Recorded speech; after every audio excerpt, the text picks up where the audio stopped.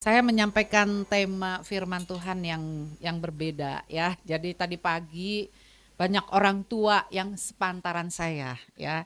Saya udah kepala 6 cucu 1 Saudara ya. Jadi hari ini banyak yang muda-muda ya. Nah, bersyukur dengan usia Anda yang muda-muda ini, Anda itu datang ibadah serius, bahkan bisa dipakai Tuhan dengan serius. Semua karena anugerah Tuhan ya. Sebabnya saya suaminya Pak Fuksi yang dulu suka kesini yang udah senior pasti lebih tahu dan suamiku udah dipanggil pulang ya, jadi tinggal anakku berdua ya. Nanti aku lihat kasih foto anakku di akhir daripada sharing saya ya. Mari kita lihat ya langsung ke judulnya, semua karena anugerah Tuhan ya. Katakan kiri kanan kata ajaibnya untuk firman Tuhan siang ini. Kalau tadi adalah berdoa, sukacita mengucap syukur. Siang ini anugerah Tuhan. Katakan satu dengan yang lain. Nah, ingat kata anugerah Tuhan. Pulang dari tempat ini, ingat nanti di rumah, di tempat kerjaan, di kuliah, ingat anugerah Tuhan ya. Mari kita lihat dari Yohanes 5 ayat 1 sampai 9 ya. Mengingat waktu, saya nggak akan bacakan semua ya. Saya hanya baca ayat-ayat yang penting. Di Yerusalem dekat pintu gerbang domba ada sebuah kolam yang dalam bahasa Ibrani disebut Bethesda. Ada 5 serambinya ya. Jadi ingat namanya adalah Bethesda. Nah di situ pada ayat 3 dan 4 nanti saudara baca di sel grup masing-masing, itu berbaring sejumlah orang sakit. Ada yang buta, ada yang bisu, ada yang timpang ya. Ada yang mungkin saraf kejepit ya, ada yang encok ya, yang bisulan, yang tumor, segala macam lah di situ ya. Nah, kenapa begitu? Karena di kolam Bethesda itu kalau tiba-tiba airnya terguncang. Nah, pernah lihat air terguncang? Nah ya, mungkin ada yang punya akuarium ya. Begitu bergoncang ya. Nah, itu ternyata berarti itu malaikat Tuhan turun.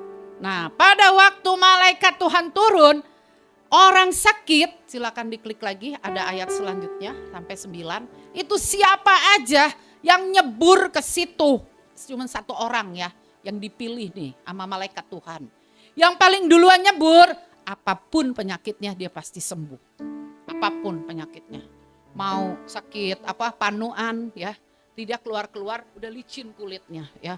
Udah kayak pakai body lotion ya. Nah, apapun penyakitnya pasti sembuh. Nah, di situ ada orang lumpuh. Udah 38 tahun. Bayangin, orang lumpuh dia sendirian. Mungkin sesekali ada temennya yang ngegotong, tapi udah gak keburu. Lantaran apa? Lantaran lumpuh. Dia tidur di tilamnya. 38 tahun nunggu goncangan air, kagak bisa nyebur-nyebur. Nah, lalu Yesus datang. Yesus bertanya itu pada ayat 6, maukah engkau sembuh? Nah dia gak jawab mau atau enggak. Dia jawabnya gini, Tuhan gak ada orang yang nurunin saya ketika airnya goncang. Mana bisa saya sembuh? Semua orang udah mendahului aku. Nah kata Yesus kepadanya, bangun, angkat tilammu dan berjalanlah. Dan pada saat itu juga sembuhlah orang itu, dia mengangkat tilam dan berjalan. Tapi itu hari Sabat ya. Nah kita lihat sekarang, silakan diklik. Kan tadi namanya kolam Bethesda. Bethesda itu dari bahasa Ibrani, Bethesda. Di sini ada nggak rumah sakit Bethesda? Kalau di BSD ada ya, Bethesda. Itu artinya adalah rumah anugerah, rumah kemurahan. Jadi kalau yang ada namanya Bethesda gitu, ingat, oh itu artinya rumah anugerah, rumah kemurahan. Anugerah itu apa saudara?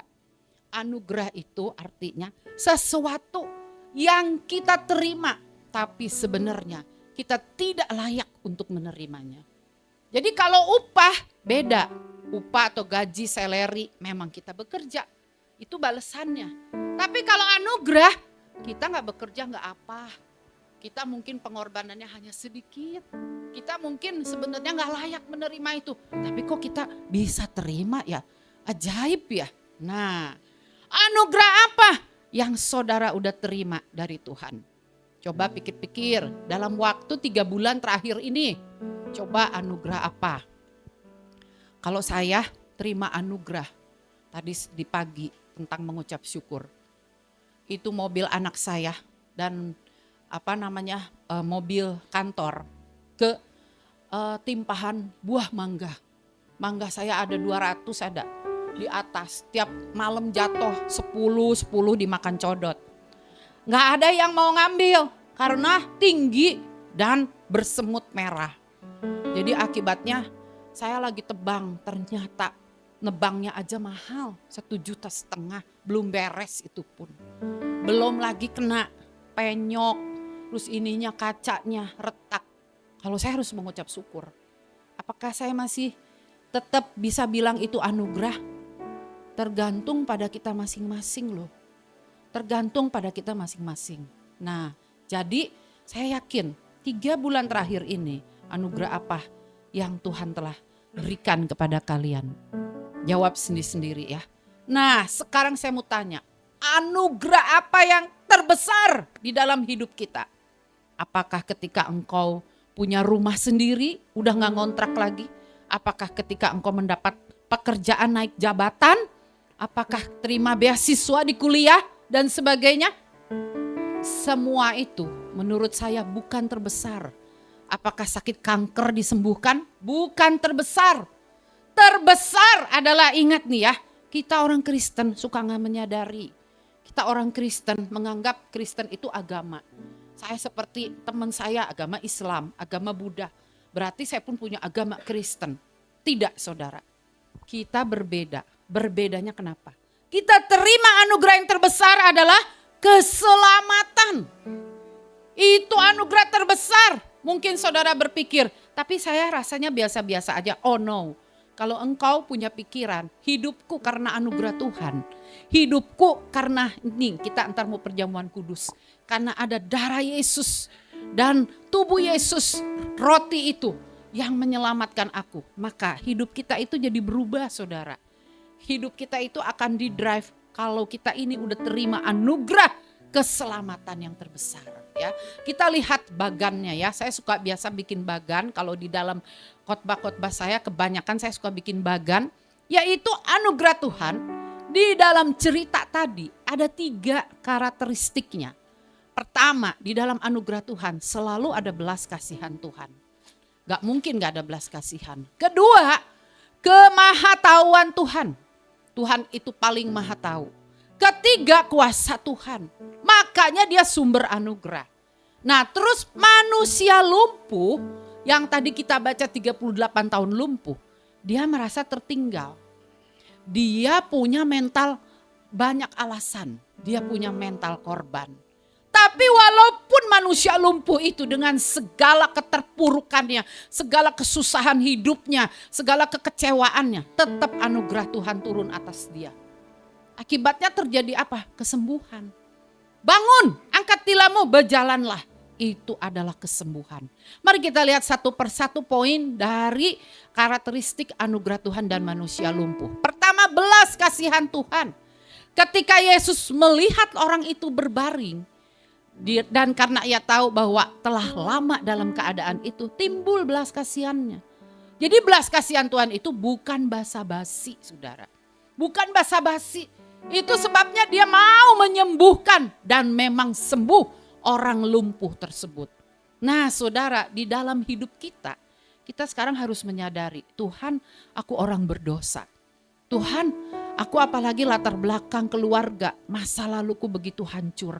Tapi engkau penuh dengan belas kasihan Tuhan.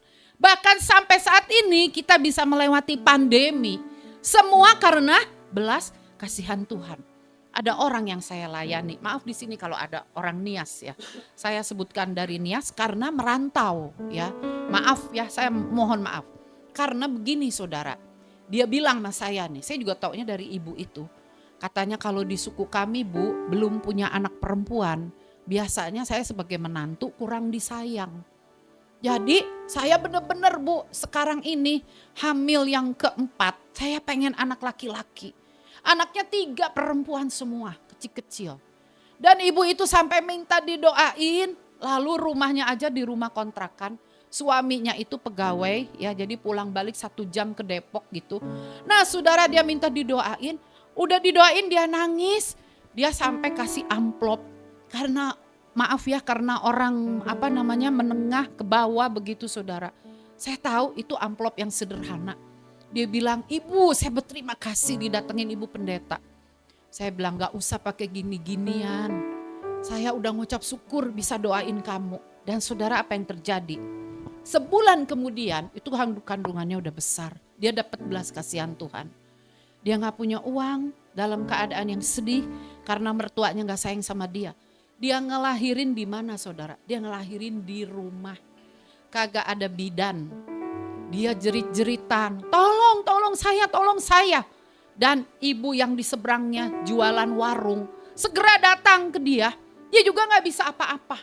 Sampai dia bilang, "Ambil kain sarung itu.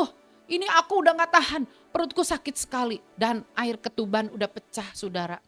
Lalu kemudian apa yang terjadi? Itu dia belas kasihan Tuhan. Anaknya gak sampai 5 menit brocot keluar saudara. Bayangin saudara, ada gak di sini yang ngelahirin begitu saudara? Saya rasa gak ada. Saya rasa pasti kita ke rumah sakit, kita periksa dulu begini. Ini gak pernah diperiksa. Bidan dipanggil 2 jam kemudian baru datang. Tetangga jejeritan. Gimana ini? Itu lihat ada darah dan sebagainya. Gimana? Aku harus gimana? Tapi ibu itu dengan tenang, gak apa-apa. Tuhan Yesus itu mengasihi. Nih ambil aja anakku. Ibu lap-lap, aku akan berbaring gini aja. Dia berbaring gitu aja saudara. Tapi dia kuat saudara. Malamnya aja bidan datang menangani semuanya. Malamnya dia udah bisa jalan ke kamar mandi sendirian saudara. Besoknya dia udah cuci baju saudara. Bayangin saudara. Cuci baju bukan pakai mesin loh. Cuci baju pakai tangan saudara. Bayangin, itu namanya belas kasihan Tuhan turun. Nah kalau saya lihat begitu, saudara bandingkan dengan keadaan rohani kita. Kita suka males-malesan gak datang sama Tuhan? Males, saya lagi ada acara nih. Udah, saya mentingin acara saya aja ini. Terus mau terbentuk tim Alpa ya, di sini ada poster merah-merah. Udah, itu urusan Pak Kris dan para pengurus. Itu bukan urusan aku. Aku cuma urusin toko saja dan sebagainya. Nah lama-lama kalau kita sering banyak alasan, gak mau memfokuskan diri pada hal-hal kekekalan, apa yang terjadi? Kita bisa lumpuh rohani. Kalau orang tadi lumpuh kakinya, kita bisa lumpuh rohani. Itu sebabnya kita perlu belas kasihan Tuhan. Tuhan, kasih saya belas kasihan-Mu Tuhan. Biar saya mengasihi Engkau lebih lagi. Biar saya mengerti arti hidup saya ini untuk apa. Mari kita lihat lagi karakteristik yang kedua, yaitu kemahatauan Tuhan. Silakan diklik ya. Kemahatauan Tuhan, itu kan Tuhan bilang sama dia. Bukan yang kedua ya, konsen ya. Yang kedua, kemahatauan Tuhan. Berkatalah Tuhan, maukah engkau sembuh? Nah di ayat ke-14, Yesus bertemu lagi dengan orang yang tadi udah sembuh, itu orang lumpuh. Yesus bilang, engkau telah sembuh, jangan berbuat dosa lagi supaya padamu jangan terjadi yang lebih buruk. Artinya apa saudara? Tuhan tahu loh, setiap masa lalu kita, masa sekarang kita, dan masa depan kita, Tuhan akan tahu gak saudara? Tuhan pasti tahu. Dia itu gak repot, repot amat bu, jemaat aja udah segini, belum jemaat yang lain, belum seluruh dunia. Tuhan gak akan repot. Saya tadi dengar dari Ibu Windy yang menemani saya. Bagaimana iparnya dapat mujizat Tuhan. Udah 1 tahun lebih gak dapat kerjaan. Dan dia cukup bilang nama Yesus. Dia berasal dari kepercayaan yang lain. Dan besokannya langsung ditelepon. Ada orang yang menerima dia untuk kerja.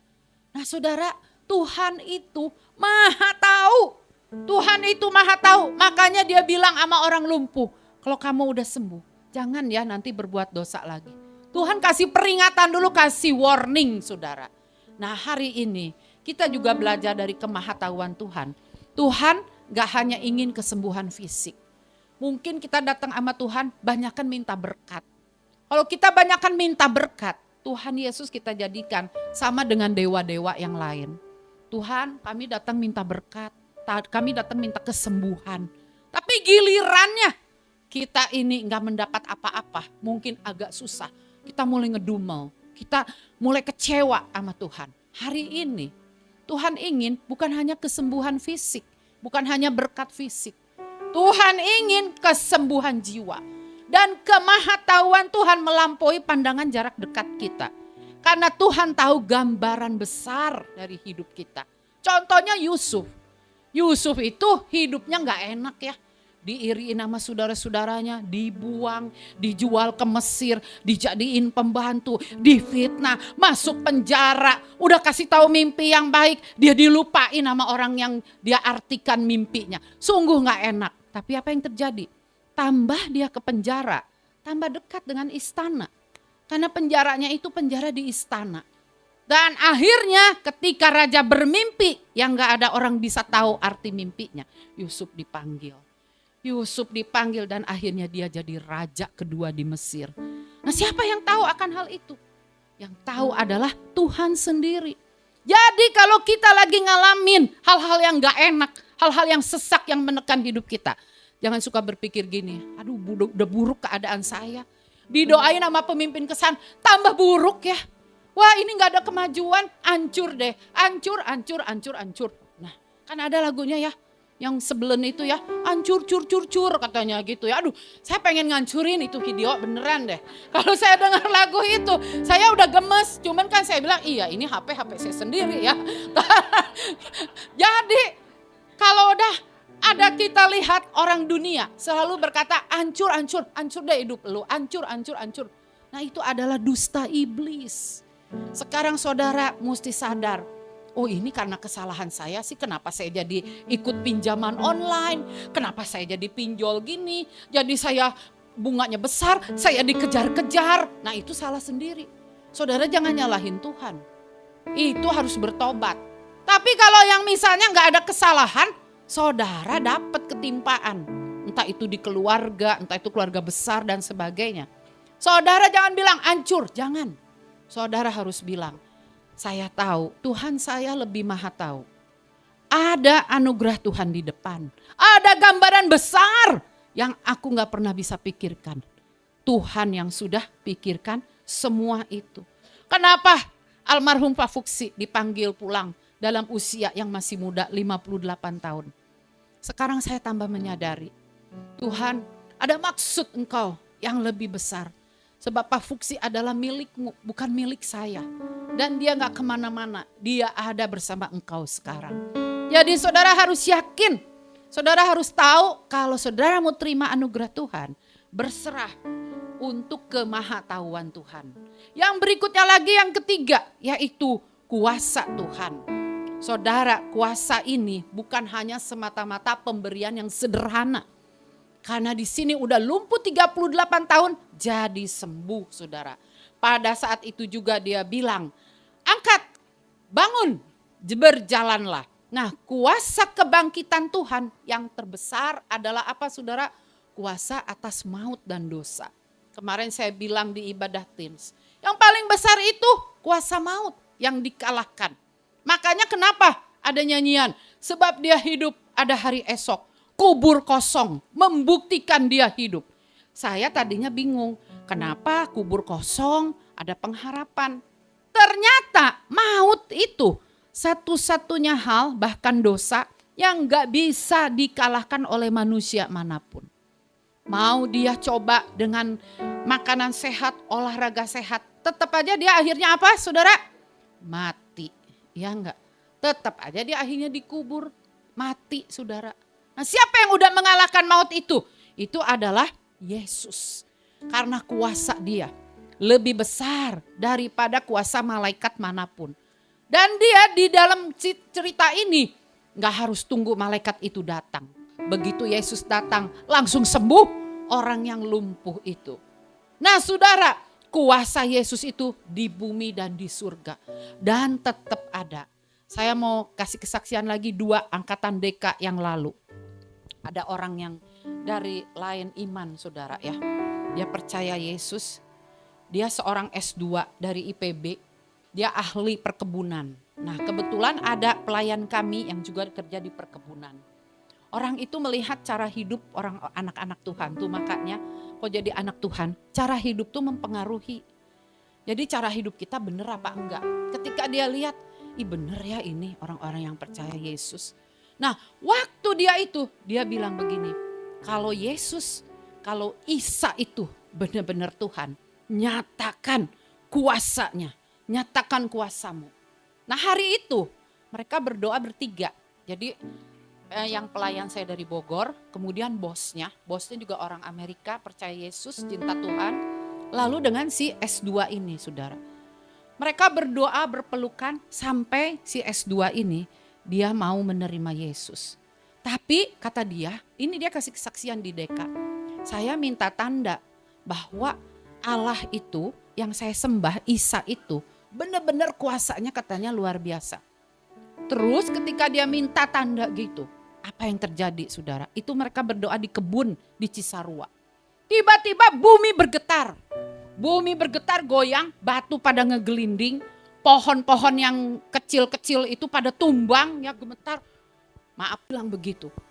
Nah terus kan kita semua kan pada kaget tuh yang dengar kesaksian itu. Iya ya Tuhan maha dahsyat amat sampai bisa begitu saat itu. Nah terus dia bilang, saudara katanya. Tapi katanya, itu dari mana coba getaran itu? Itu dari gempa bumi Cianjur. Nah gempa bumi Cianjur yang dekat dengan Cisarua. Saya juga kayak saudara, ketawa nih kita ceritanya. Kan ketawa, oh ternyata gempa bumi. Jadinya pas saat begitu gitu. Terus dia bilang apa? Saudara jangan ketawa katanya. Nah, dia serius ya. Saya juga yang jadi gembala diem takut ya. Nah saya disuruh diem. Ya udah diem saya diem takut. Terus dia bilang saudara jangan saudara ketawa katanya. Ini saya serius. Saya udah minta tanda. Kalau Yesus itu ada. Yesus itu maha besar. Tunjukin. Nah kenapa saat itu kata dia berdoa bertiga terima Yesus. Dia minta petunjuk terjadi gempa itu. Dia bilang saya sih gak mendoakan Cianjur untuk jadi gempa kan. Tapi bolehnya saat itu saudara. Dari situ saudara. Dia minta dibaptis saudara. Dan dia udah dibaptis saudara saat ini. Nah Tuhan kan luar biasa ya. Tuhan itu kuasanya di atas segalanya. Sekarang kita lihat itu dari sisi Tuhan ya. Sekarang dari sisi orang lumpuh respon manusia. Dia pertama merasa tertinggal. Di situ saya bold ya kata-kata habis yang lain pada turun mendahului aku. Aku jadi ketinggalan. Nah kita ini sebagai manusia sering merasa ketinggalan sama orang lain. Enak ya dia hidupnya. Enak dia ikut Tuhan doanya dijawab terus. Saya yang udah lebih lama, saya udah puasa, udah melayani, kurang apa saya? Kok saya begini terus Tuhan? Nah ini berarti apa? Saudara merasa curiga kepada Tuhan. Kita sering membandingkan dengan orang lain. Hidup di-drive semata-mata oleh apa? Materi. Bukan oleh anugerah Tuhan. Ini bahaya saudara. Suatu hari Babah Alyong, dia udah sekarat nih saudara. Ya. Dia udah di ruang ICU. Ya. Dia ngomongnya udah pelan ya. Nah anaknya tiga-tiganya udah kumpul. Si Aling, maaf kalau ada yang nama Ailing ya. Si Asyong, maaf ya. Nah, sama si Akong ya. Udah komplit di situ. Terus Babah Alyong bilang gini, anak-anakku, Ailing ada hadir Pak, nanya ya. Asyong mana kamu? Absen, nggak absen Pak, hadir present katanya. Terus Akong gimana kamu Akong? Oh saya ada Pak. Nah terus Babah Alyong jawabnya apa? Babah Alyong. Kenapa lu orang tiga-tiganya pada ada di sini semua? Siapa yang ngulusin toko kita katanya. Lu jangan tiga-tigaan di sini atuh ya. Salah satu atau salah dua lu di toko jaga toko. Nah itu kenapa saudara? Orang banyak sering di-drive oleh materi. Nggak sadar keluar dari perkataan dan tindakan. Saya bukan ngajarin saudara males ya. Oh kalau gitu jadi orang Kristen males. Enggak saudara. Orang Kristen mesti rajin kata firman Tuhan. Kalau enggak rajin jangan makan. Nah ya enggak. Nah makanya saudara, ketika kita itu rasa didahului, ketinggalan oleh orang-orang lain. Jangan hidup kita didrive oleh materi. Tapi periksa hidup kita. Tuhan, saya udah bawa jiwa belum ya datang sama Tuhan? Apa hidup saya sebagai orang Kristen gini-gini aja ya? Saya udah banyak menolong orang gak ya Tuhan? Nah, jangan sampai loh di medsos kita ini ya, pasang status ya. Maaf ya kalau yang kelebihan uang, boleh aja mau jalan seluruh dunia dikelilingin boleh ya, gak ada yang ngelarang. Tapi jangan sampai gak seimbang. Waduh foto sana, foto sini. Sampai maaf ya, mau ke kamar mandi foto ya. Mau beli apa foto, ini foto, itu foto. Terus orang lihat, ih hebat amat ya. Dia tuh selalu begini, selalu begitu. Nah saudara jangan sampai hidup kita seperti itu. Kalau saya mengajarkan jemaat di Bogor. Kalau kalian pasang status yang kira-kira gimana gitu sama orang lain ya. Jangan deh ya. Lebih baik sekarang penuh hikmat. Tuhan saya gak mau jadi batu sandungan. Saya mau jadi berkat bagi sesama saya ya. Nah jadi saudara jangan pernah saudara merasa tertinggal. Mari kita lihat lagi respon manusia apa?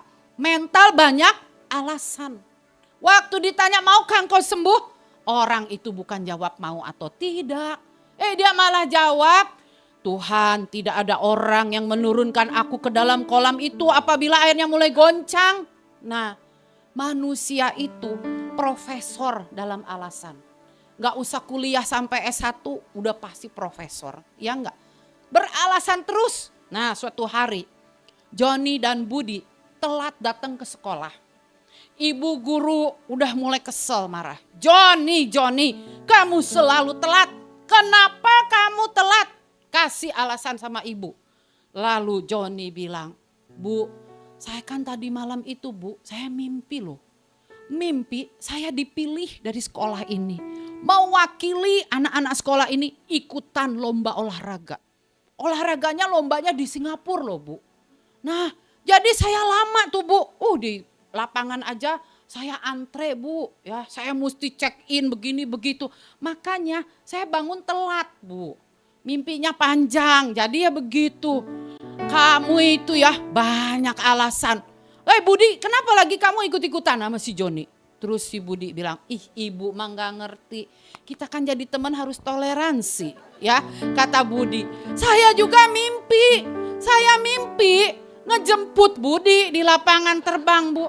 Dia pulang dari Singapura. Saya mimpi dia dijemput.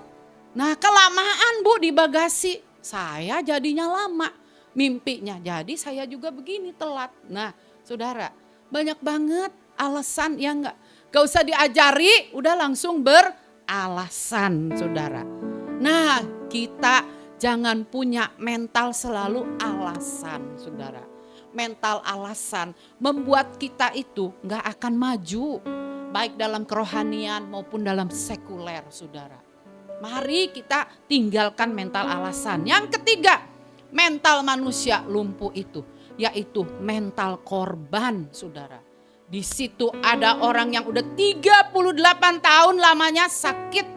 Mental korban, cirinya selalu banyak membuat alasan. Teladan kita adalah Yesus di kayu salib. Dia itu bukan mental korban. Walaupun kelihatannya kalah dia. Waktu disalib itu dia kalah. Kelihatannya kalah. Tapi sebenarnya di dalam tindakan dan perkataannya dia bilang apa?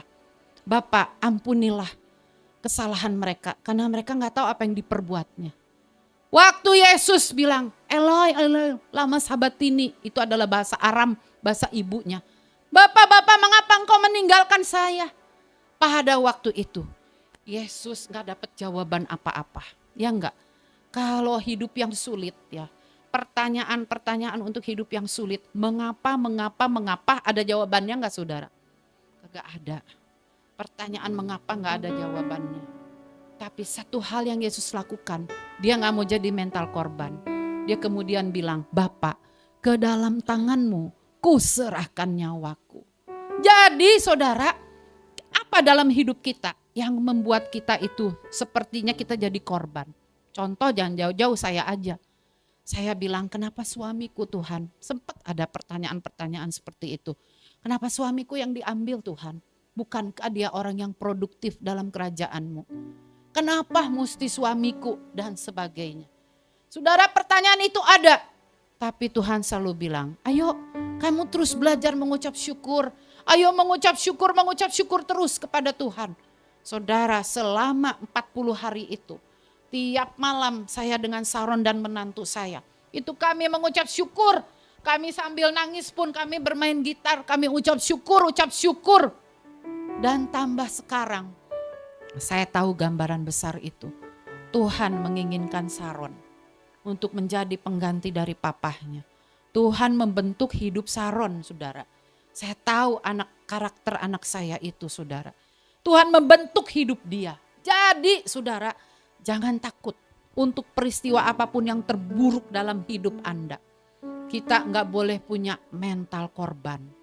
Tetapi kita ganti, aku mental lebih dari pemenang. Buktinya apa? Sampai saat ini saya dipelihara loh. Saya benar-benar ngalamin anugerah Tuhan luar biasa. Waktu saya aja mau ke Australia, saya bilang gini, Tuhan, aku tuh gak punya uang untuk tiket. Dulu Pak Fuksi itu, kalau Pak Fuksi dipanggil untuk pelayanan di luar negeri di mana, dia pakai kasbon dulu dari uang gereja. Nanti pulangnya pasti saya ganti. Tapi sekarang saya mau bertindak gitu, saya gak mau. Saya bilang, Tuhan, saya gak mau, ini biaya saya sendiri.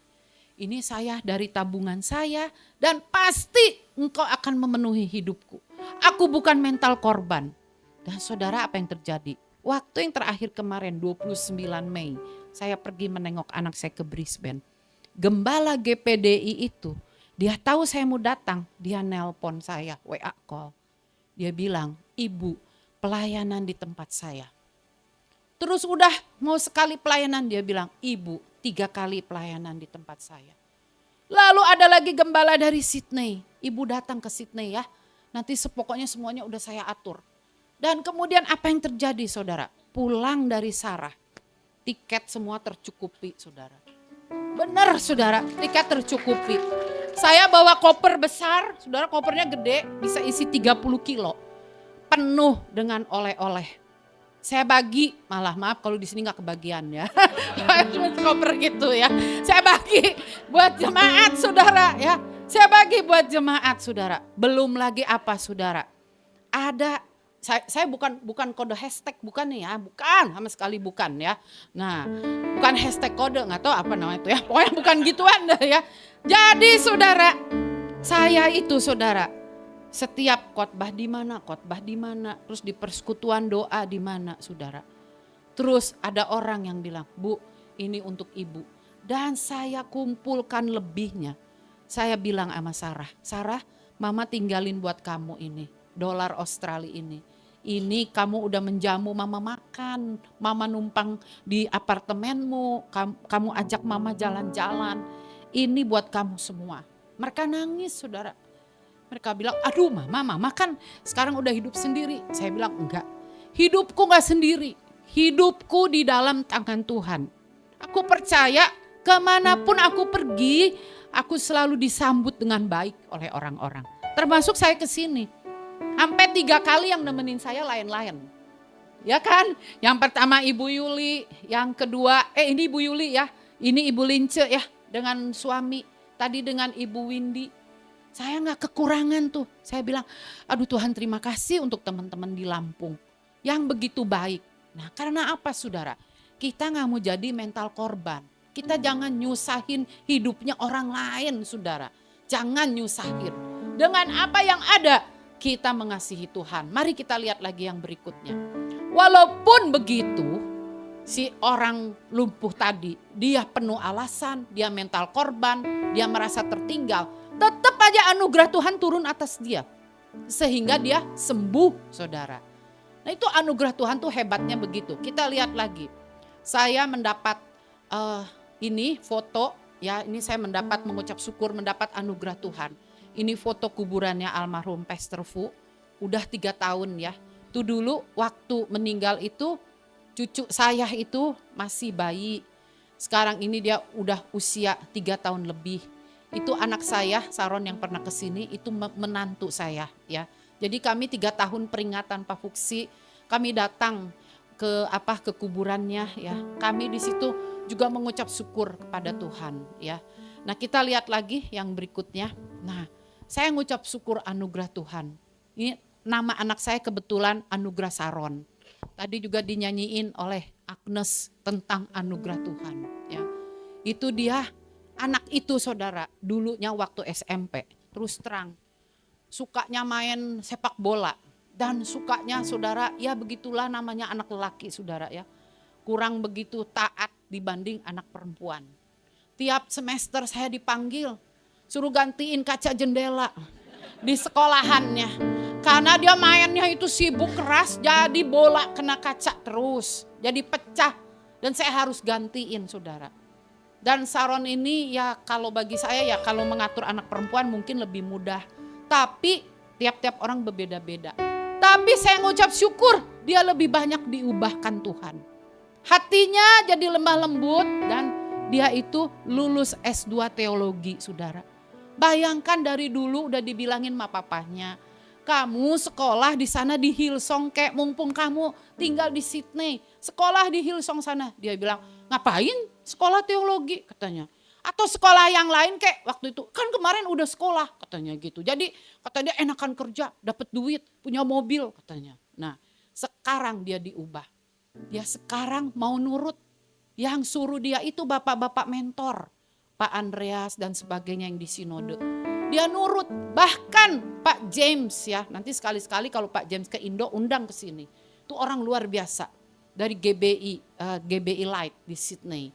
Pak James ini waktu itu Saron di Sydney, gerejanya di Pak James. Pak James cerita sama saya kemarin, Bu, si Saron itu ya udah luar biasa Bu, dia nurutnya. Waktu dia dipanggil pulang suruh Pak Fuksi menggembalakan di BSD cabangnya Bogor. Saron bilang, aku nggak mau, aku enakan di sini. Aku udah punya mobil, aku juga bisa tinggal gratis di rumahnya Pak Aris katanya. Aku mau di sini aja. Lalu Pak James menasihatkan, Saron, kalau kamu itu dipanggil sama papahmu, papa adalah otoritas dan dia adalah gembala. Kamu harus taat. Ayo kamu berdoa. Akhirnya dia taat. Dan saudara mau tahu, pertama kali dia datang ke Indo, dia kan gak ada kerjaan. Juga gak langsung digaji oleh gereja. Karena kita bendaharanya kan bendahara umum. Jadi saya juga bilang, aduh Tuhan gimana kerjaannya dia. Dia kerjaannya ngepel nyapu di ruko BSD. Ngepel nyapu, mama liatin aku begini. Terus kata dia, mama boleh gak aku jadi itu, driver Grab car. Boleh, kamu daftar aja. Mau tahu saudara, hari pertama dia datang di BSD jadi Grab car, dia dapat 50.000 rupiah. Dari mulai pagi sampai sore, sampai jam 5. Terus dia bilang, mama aku geli dapat 50.000. Ini cuma $5 mama, ini di sono cuma beli es krim McDonald katanya. Di Sydney mama katanya, ini aku cuma dapat segini kata dia. Terus kata saya, Saron udah ya kalau panggilan hidup jadi hamba Tuhan kayak gitu. Saron tegerin hati ya. Terus dia diem aja saudara. Kadang dia nangis. Tuhan katanya gitu. Nah saya tuh gak tega tuh sama anakku ya. Kalau aku sendiri sih emang udah panggilan dari muda. Nah saudara, ternyata apa yang dia hidupin itu Tuhan punya gambaran besar. 2018 dia datang, 2020 papahnya meninggal. Coba, siapa yang tahu saudara? Siapa yang tahu ada pandemi saudara? Dan dia disiapkan untuk itu. Dan saya lihat anugerah Tuhan turun atas dia. Dia sampai sekarang bisa lulus S2 teologi. Malah nilainya itu tertinggi saudara. Saya juga terheran-heran. Benar saudara, nilainya itu katanya 88. Dalam bahasa Mandarin itu pak katanya. Ya yang bisa bahasa Mandarin, berarti dia bilang gini, papa ku persembahkan nilai ini untukmu. Nah itu saudara yang dia bilang saudara waktu itu. Itu Saron. Sekarang klik lagi. Ini foto anak saya yang kedua. Ini Sarah dengan suaminya Michael. Mereka udah menikah tapi belum punya anak saudara. Dia sekarang tinggal di Brisbane. Dan saudara, anakku itu 2 minggu yang lalu, itu dia baru lulus S3. Dia dapat gelar PhD, saudara, dalam bidang bisnis ekonomi, saudara. Bahkan ketika saya di sana, itu dapat anugerah, kata dia. Mama, belum pernah yang lain itu dipanggil oleh dosen pembimbingnya. Namanya Victor apa gitu. Terus dia bilang gini, Sarah, kamu harus bantu saya ngajar anak-anak S2. Dan minggu kemarin dia udah ngajar, saudara. Cepet banget. Jadi baru lulus 2 minggu, dia langsung suruh ngajar, saudara. Dari mana kami menyekolahkan dia ke Australia? Kami gak punya dana sedikit pun. Dari mana, saudara? Dari beasiswa, saudara.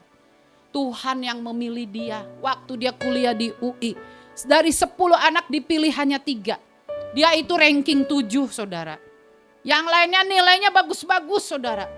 Dia bilang yang terpilih itu yang ranking 1, ranking 2 langsung ke dia ranking 7. Bayangin, saudara, kalau bukan anugerah Tuhan gak akan semua itu terjadi. Bahkan dia dikasih beasiswa cost living. Jadi bukan hanya beasiswa untuk belajar, tapi untuk tinggal, saudara, di sana. Dia dapat dalam bentuk dolar. Dan pada waktu pandemi, dari berapa belas anak mahasiswa asing, yang terpilih hanya 2. Di antaranya adalah Sarah. Jadi dia tinggal di Bogor, tapi dia dapat beasiswa cost living. Tiap bulan dikirim ke rekeningnya. Enak gak, saudara? Dia 2 tahun itu loh, saudara. Sepanjang 2020 sampai 2022 dia kembali lagi ke Brisbane. Cost livingnya jalan terus tiap bulan. Dan itu dipakai untuk apa? Biaya nikah dia dengan si Michael, saudara. Dan sekarang dia udah lulus. Saya bilang, Tuhan terima kasih. Karena papahnya pesen di laptop. Sarah, selesaikan S3-mu dengan baik. Yang paling gawat waktu itu, Sarah, kamu harus tunangan dengan Michael ya. Di tengah tahun 2020. Tuh papahnya udah nulis loh sebelum dia meninggal. Kita baru buka tuh setelah 40 hari papahnya meninggal tuh. Kita buka. Terus yang berat tuh itu. Tengahan Agustus kamu mesti lamar, mesti sangjit. Terus kata saya, ya mana ada yang ngelamar yang sangjit perempuan ke wanita, wanita ke pria, nggak ada kan ya, nggak ada di mana-mana. Terus saya bilang, Tuhan aku mesti gimana ya? Bilang sama besanku, atau aku malu. Nanti kan itu terserahnya si besan. Akhirnya saya punya akal, Michael ini gimana Michael? Kamu jadinya harus begini Michael. Terus kata si Michael, iya ya mah. Terus kata si Michael, udah mama tenang, saya doain katanya. Nanti saya pikirin. Akhirnya dipikirin saudara dan kejadian 17 Agustus 2020 hari kemerdekaan. Orang lain pada narik bendera tapi waktu itu lagi pandemi kan. Kami ada di restoran untuk Sarah dilamar oleh Michael. Sangjitan saudara. Desember dia menikah. Saudara ini semua karena apa? Anugerah Tuhan. Jadi saya ingin katakan kalau saudara hidup dalam anugerah Tuhan maka apa? Silahkan diklik lagi. Implementasinya yang paling penting. Pertama, kalau engkau hidup dalam anugerah Tuhan, itu berarti masih adakah engkau berjalan dalam anugerah itu. Saudara, jadi kita mesti punya implementasinya. Kalau gitu apa yang mesti kita lakukan? Bahwa kita itu hidup dalam anugerah Tuhan. Pertama, masih ada enggak sampai sekarang anugerah Tuhan untukku? Masih. Masihkah aku berjalan di dalamnya?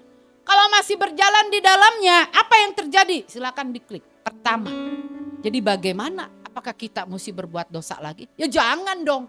Kita udah terima anugerah Tuhan.